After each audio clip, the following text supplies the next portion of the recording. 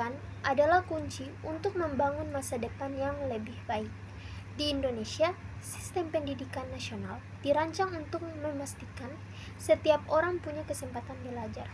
Selain itu, ada banyak pendekatan dari berbagai aliran pendidikan yang membantu menciptakan cara belajar yang lebih efektif dan menarik. Setiap negara punya cara sendiri untuk mengelola pendidikan. Begitu juga Indonesia. Sistem pendidikan nasional menjadi panduan utama dalam mencerdaskan bangsa. Sementara, berbagai aliran pendidikan hadir untuk memberikan pendekatan yang berbeda, sesuai kebutuhan anak didik. Kalau bicara soal pendidikan, kita tidak hanya membahas soal sekolah, tapi juga bagaimana sistemnya bekerja. Sistem pendidikan nasional adalah peta besar pendidikan di Indonesia. Sementara aliran-aliran pendidikan membantu memberikan metode yang beragam untuk mengembangkan potensi siswa. Pendidikan di Indonesia itu unik karena menggabungkan sistem nasional yang terstruktur dengan berbagai pendekatan dari aliran pendidikan. Ini memungkinkan kita menemukan cara-cara terbaik untuk membantu siswa belajar dan berkembang. Membangun pendidikan yang baik itu tidak gampang. Di Indonesia, kita punya sistem pendidikan nasional sebagai acuan utama, tetapi juga ada pendekatan dari aliran-aliran pendidikan yang bikin proses belajar jadi lebih fleksibel dan kreatif. Maka dari itu, saya Nur Ain Esmile akan membahas dua materi tersebut, yaitu sistem pendidikan nasional dan aliran pendidikan. Sebelum masuk dalam sistem pendidikan nasional, kita terlebih dahulu mengetahui apa itu pendidikan. Nah, pendidikan ini adalah fondasi penting untuk membangun masa depan bangsa. Melalui pendidikan, seseorang tidak hanya memperoleh ilmu pengetahuan, tetapi juga membentuk kepribadian, moral, dan nilai-nilai kehidupan yang berguna bagi masyarakat. Di Indonesia, sistem pendidikan nasional diatur untuk memastikan semua warga negara memiliki hak yang sama dalam mendapatkan pendidikan. Sistem ini mencakup berbagai jenjang, mulai dari anak usia dini hingga pendidikan tinggi. Tujuannya sederhana, mencetak generasi yang cerdas, berkarakter, dan siap menghadapi tantangan zaman.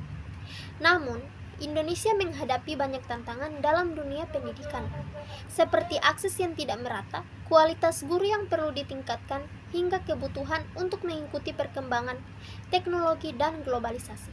Karena itu, memahami sistem pendidikan nasional adalah langkah awal untuk memahami cara memperbaiki dan memajukannya. Nah, kita masuk pada landasan sistem pendidikan nasional. Yang pertamanya, filosofi pendidikan di Indonesia. Pendidikan di Indonesia berlandaskan Pancasila. Nilai-nilai seperti kemanusiaan, keadilan, dan persatuan menjadi pedoman dalam membentuk kurikulum dan cara belajar di sekolah. Yang kedua, dasar hukum. Pendidikan di Indonesia ini memiliki dasar hukum yang jelas.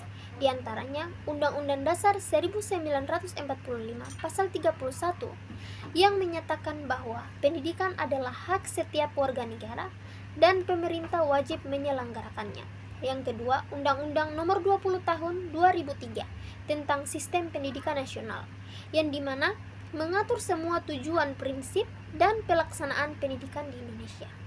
Nah, kita masuk pada poin ketiga, itu keberagaman budaya. Indonesia adalah negara yang kaya budaya, agama, dan tradisi.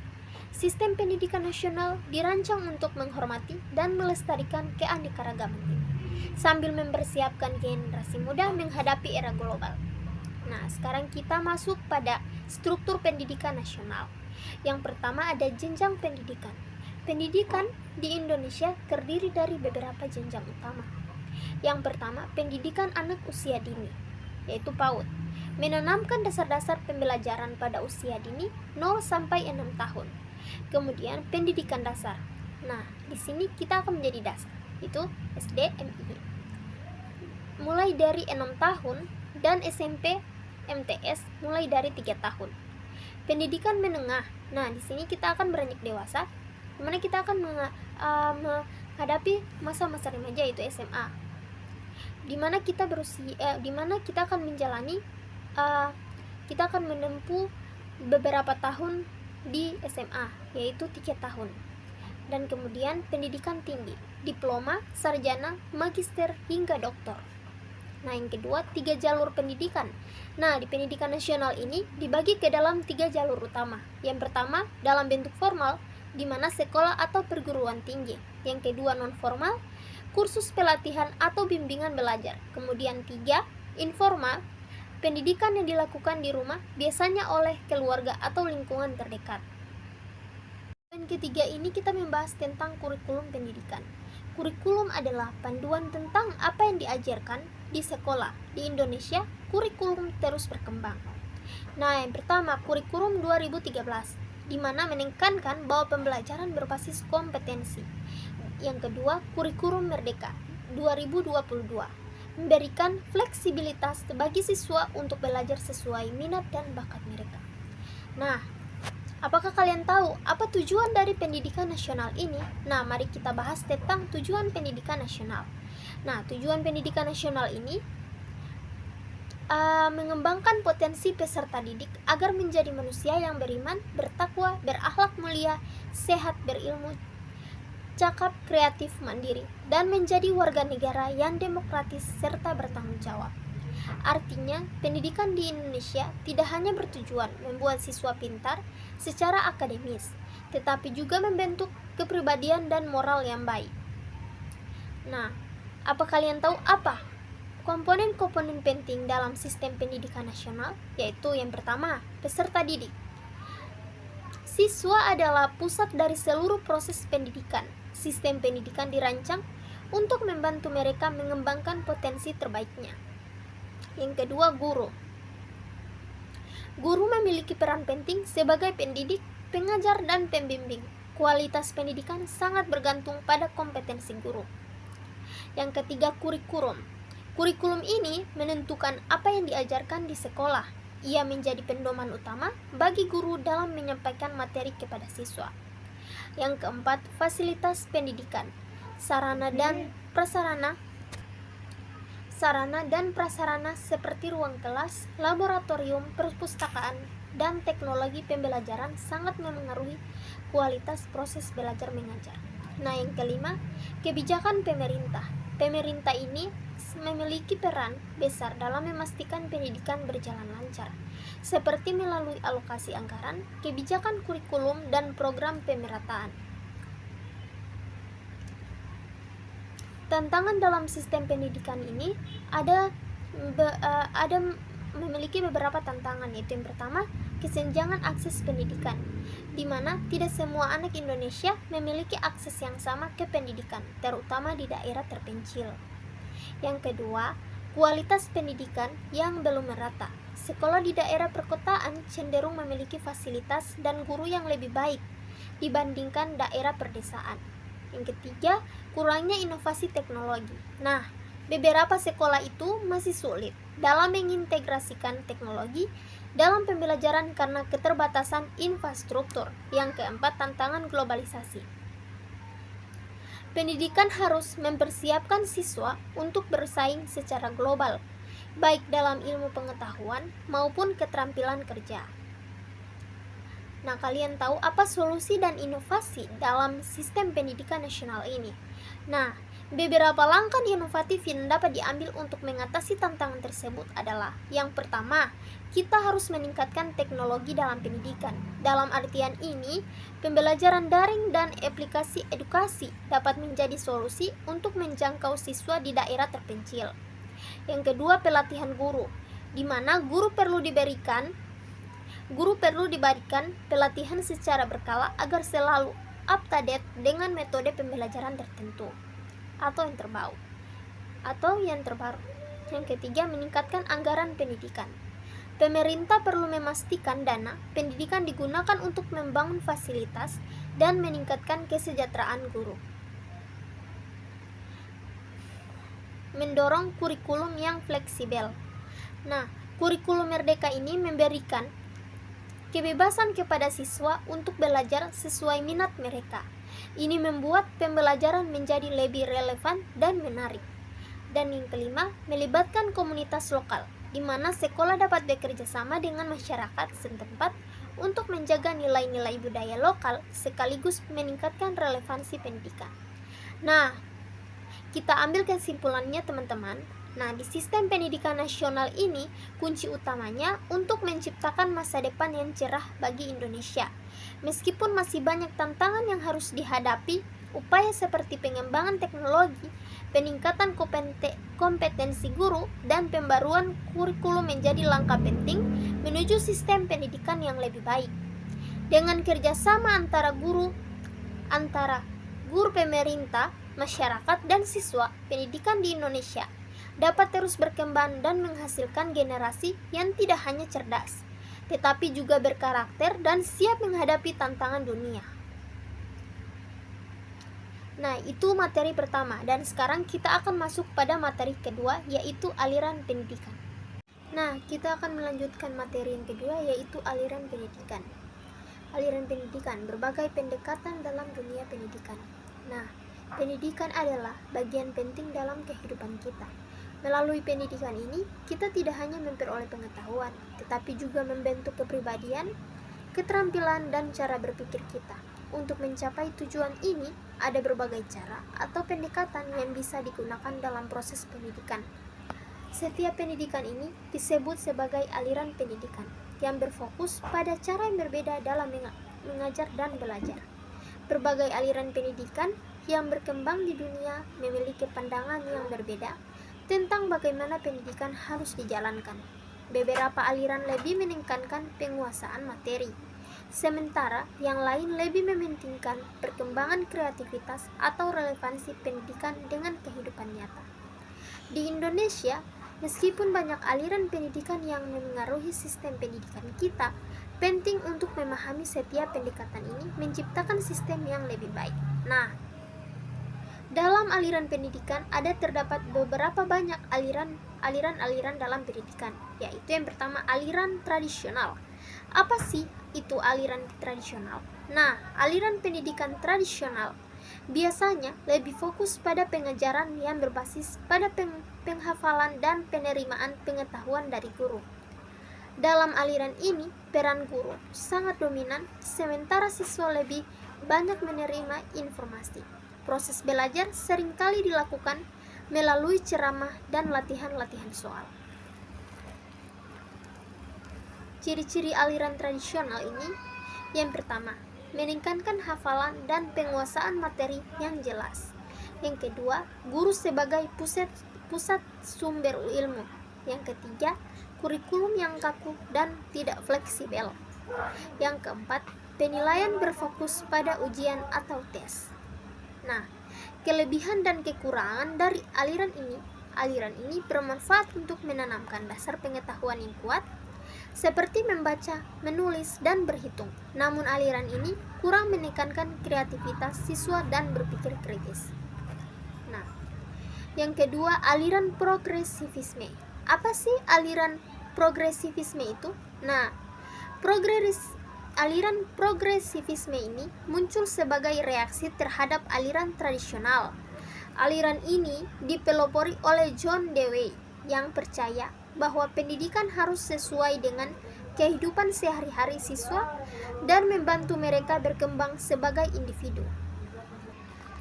Pendekatan ini mengutamakan pembelajaran yang aktif, di mana siswa lebih terlibat dalam proses belajar. Nah, ciri-ciri dalam aliran progresivisme ini ada beberapa. Nah, ciri-ciri aliran progresivisme. Nah, di sini ada beberapa ciri-ciri dari aliran progresivisme, antara lain, yang pertama, pembelajaran aktif dan berbasis pengalaman. Yang kedua, fokus pada kebutuhan dan minat siswa. Yang ketiga, siswa diajak untuk berpikir kritis dan menyelesaikan masalah-masalah. Kemudian yang keempat, kurikulum yang fleksibel dan lebih mengarah pada kehidupan nyata.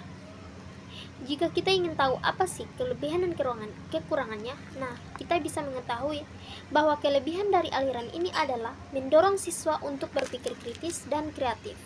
Namun, terkadang aliran ini sulit diterapkan dalam sistem yang lebih terstruktur dan terstandarisasi.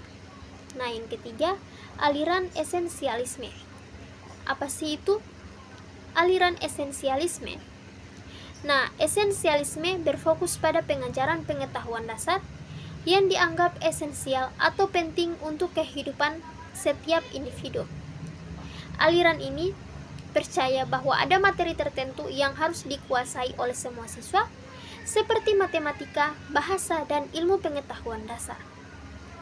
Ciri-ciri aliran esensialisme ini, yang pertama, kita dapat fokus pada penguasaan materi, inti yang dianggap penting untuk kehidupan.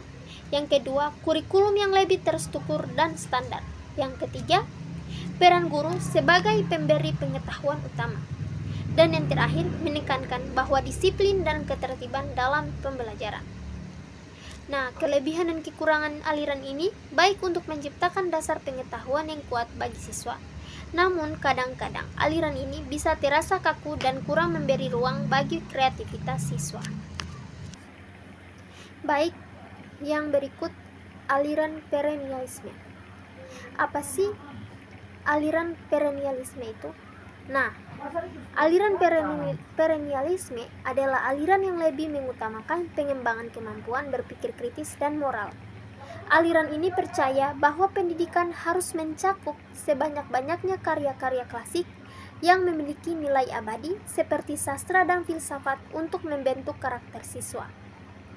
Ciri-ciri dari aliran perennialisme ini, yang pertama, pembelajaran berpusat pada karya-karya klasik dan abadi. Fokus pada pengembangan karakter dan kemampuan berpikir. Kurikulum berisi materi yang abadi dan bersifat filosofis. Dan yang terakhir, menekankan diskusi dan pemahaman mendalam. Nah, kelebihan dan kekurangan dari aliran ini bagus untuk membantu siswa mengembangkan kemampuan berpikir yang mendalam. Namun, ia kurang relevan dengan kebutuhan praktis di dunia modern yang terus berkembang. Nah, yang kelima, aliran rekonstruksionisme. Nah, aliran ini percaya bahwa pendidikan harus digunakan untuk mengubah dan memperbaiki masyarakat. Pendekatan ini lebih berfokus pada isu-isu sosial dan politik yang relevan dengan kehidupan siswa. Tujuannya adalah untuk menciptakan individu yang dapat berperan aktif dalam perubahan. Ciri-ciri aliran rekonstruksionisme ini, yang pertama, mengajarkan tentang masalah sosial dan bagaimana menghadapinya. Kemudian yang kedua, menekankan keterlibatan siswa dalam perubahan sosial. Yang ketiga, pembelajaran berfokus pada partisipasi aktif siswa. Dan yang terakhir, siswa didorong untuk berpikir kritis tentang struktur sosial yang ada. Nah, kelebihan dan kekurangan dari aliran ini memberi siswa kesempatan untuk berpikir kritis tentang dunia dan perubahan yang bisa mereka lakukan. Namun, aliran ini bisa menjadi terlalu politis jika tidak diterapkan dengan bijaksana. Dan yang keenam, aliran humanisme. Apa sih aliran humanisme itu? Nah, aliran humanisme ini berfokus pada pengembangan potensi manusia secara menyeluruh, baik dalam aspek intelektual, emosional, maupun moral. Aliran ini lebih memperhatikan kebutuhan, minat, dan perkembangan pribadi siswa. Ciri-ciri aliran humanisme ini, pembelajaran berpusat pada siswa dan kebutuhan mereka. Kedua, memfokus pada pengembangan pribadi siswa. Yang ketiga, lingkungan pembelajaran yang mendukung dan inklusif. Dan yang terakhir, siswa dihargai sebagai individu yang unik. Kelebihan dan kekurangan dari aliran ini, yaitu aliran ini bisa menciptakan lingkungan yang nyaman bagi siswa dan membantu mereka berkembang secara pribadi. Namun, kadang-kadang pendekatan terlalu idealis dan sulit diterapkan dalam pendidikan formal. Yang terakhir, aliran konstruktivisme. Nah, apa sih aliran konstruktivisme ini? Nah, aliran konstruktivisme ini mengajarkan bahwa siswa membangun pengetahuan mereka sendiri melalui pengalaman langsung. Aliran ini menekankan pentingnya eksperimen dan penemuan dalam proses belajar. Ciri-ciri aliran konstruktivisme ini adalah pembelajaran berbasis pengalaman dan eksplorasi guru berperan sebagai fasilitator, bukan sumber utama informasi. Dan yang ketiga, fokus pada pemahaman konsep yang mendalam. Yang terakhir, siswa didorong untuk menemukan pengetahuan mereka sendiri. Nah, kelebihan dan kekurangan aliran ini, yaitu aliran ini membuat siswa lebih aktif dalam pembelajaran dan mendorong kreativitas. Namun, pendekatan ini memerlukan waktu lebih lama dan bisa sulit diterapkan di kelas. Nah, kesimpulan dari materi ini, setiap aliran pendidikan memiliki kekuatan dan kelemahan masing-masing.